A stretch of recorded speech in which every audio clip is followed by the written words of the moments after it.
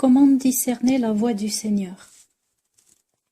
Comment apprendre à discerner lorsqu'un message, une prophétie, une révélation que vous recevez vient du Seigneur et non de l'ennemi?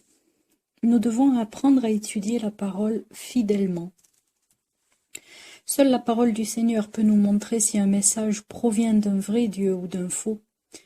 Dans 2 Corinthiens, au chapitre 3, verset 14, il y a aussi le 2 Corinthiens, chapitre 11, verset 2. Mais seules les personnes qui aiment Dieu en acte, et pas seulement en parole, seront suffisamment constantes pour étudier fidèlement la parole et la conserver dans leur cœur. Je suis sûre que le Seigneur vous a également appelé à faire de ceci, n'est-ce pas? À faire partie de ceci, pardon, n'est-ce pas? Lorsque vous connaissez la parole, en premier lieu les 4 évangiles, vous n'aurez aucune difficulté à discerner quand cela vient de Dieu qui vous parle et quand il est le trompeur. Le diable va essayer de vous distraire du Seigneur et de sa parole de toutes les manières possibles et imaginables. Vous devez rester fidèle à tout prix. Dans Hébreux chapitre 12 du verset 1 à 4, si vous le faites, alors vous pouvez avoir l'aide de Dieu pour prendre les décisions les plus importantes de votre vie. L'étoile qui vous guidera sera toujours Matthieu 6, verset 33. Les grandes bénédictions que le Seigneur a pour ceux qu'il aime est assez et les mettent tout avant en pratique dans le travail, maison, carrière, argent, voiture, biens matériels et même les gens, amis et le monde entier. Qu'a fait Jésus?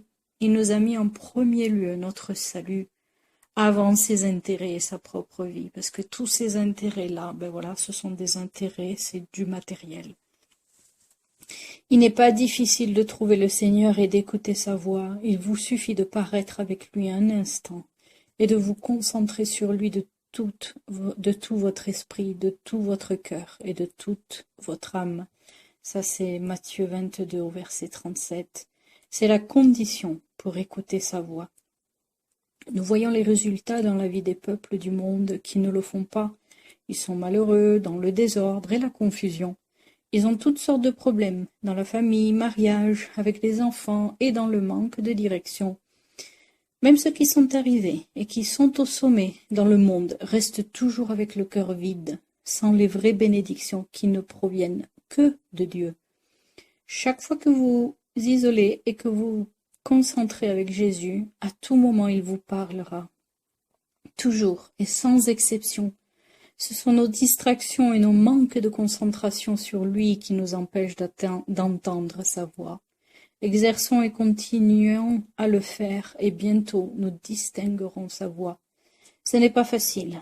Si seulement nous continuons à chercher Jésus, rien ne le sera. Dans les Philippiens, chapitre 4, verset 13, « Je peux faire tout ce que je veux et qui me glorifie en Christ. » 2 principes essentiels. Apprendre à écouter et à discerner sa voix.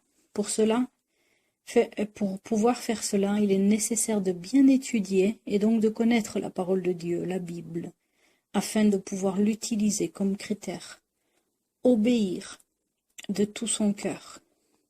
Dieu n'exige pas du perfectionnisme, dépasser les possibilités et les talents qu'il nous a donnés, mais seulement que nous faisons ce peu ou beaucoup que nous pouvons, c'est-à-dire lui obéir tout simplement.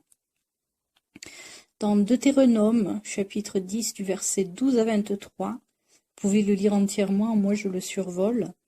Maintenant, Israël, que demande de toi l'Éternel ton Dieu? N'est-ce pas que tu craignes l'Éternel ton Dieu, pour marcher dans toutes ses voies, et qui sert l'Éternel ton Dieu de tout son cœur, de toute son âme, et que tu respectes les commissions de l'Éternel et ses prescriptions que je te donne aujourd'hui afin d'être heureux. Si nous suivons et pratiquons ces 2 principes, nous ferons partie de l'épouse de Jésus-Christ. Dans Apocalypse 19, versets 7 à 9. Réjouissons-nous, soyons dans la joie et rendons gloire, car sont venus le moment des noces de l'agneau, et son épouse s'est préparée. Il a été donné de s'habiller d'un fin lin, éclatant, pur. En effet, le fin lin, ce sont les œuvres justes des saints. L'ange me dit alors, écris. Heureux ceux qui sont invités à être aux noces de l'Agnel. Puis il ajouta ces paroles. C'est vraiment la parole de Dieu, dans Matthieu 25, 1 à 13. Que Dieu vous bénisse de la part de frère Joseph.